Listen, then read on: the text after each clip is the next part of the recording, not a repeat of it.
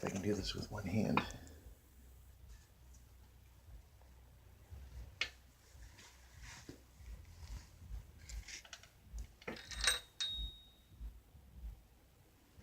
See if I can come back without it getting lodged. It gets lodged sometimes.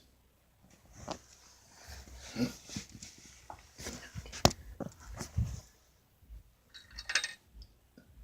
it is again.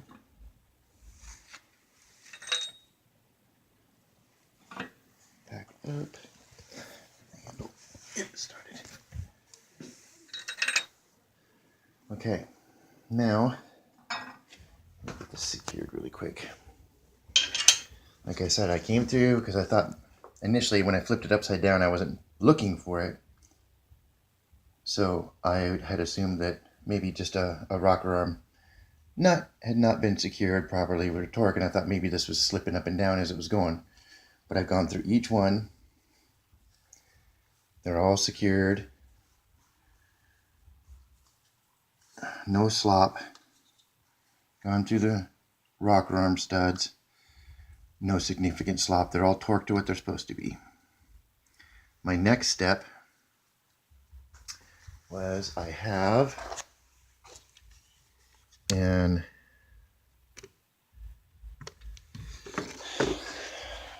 LED camera, pinpoint head. I've gone down through spark plug chambers.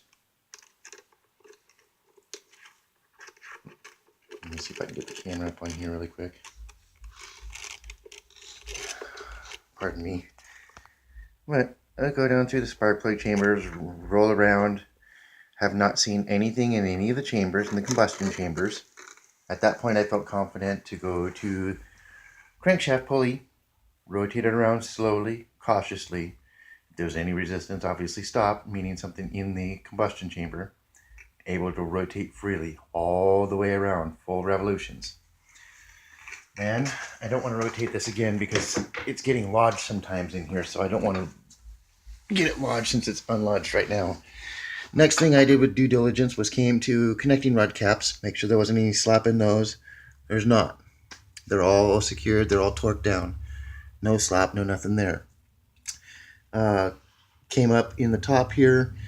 I don't know, I don't have a flash on here because my battery's low, but underneath, if you go underneath the crankshaft, you can see the camshaft. Made sure all the hydraulic lifters were secured to the cam, no slop in those. Made sure that nothing was rattling around by the cam bores or trapped on top of the cam. But again, it would have fallen out through this crankcase area in that instance.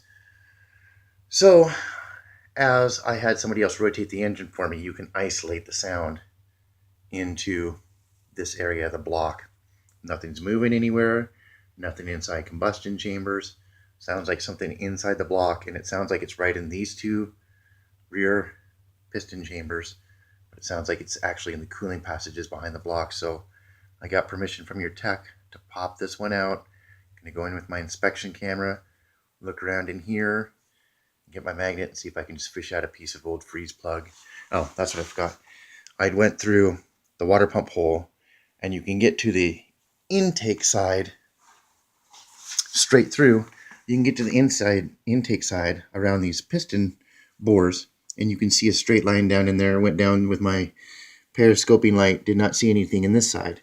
However, this side, on the block side, the chambers aren't accessible through the water pump unless you had a really flexible 90-degree camera to go through each bore, and I don't have that. So my belief is that coolant passage stuck inside the block, rearward back by where the freeze plugs it, would make sense. So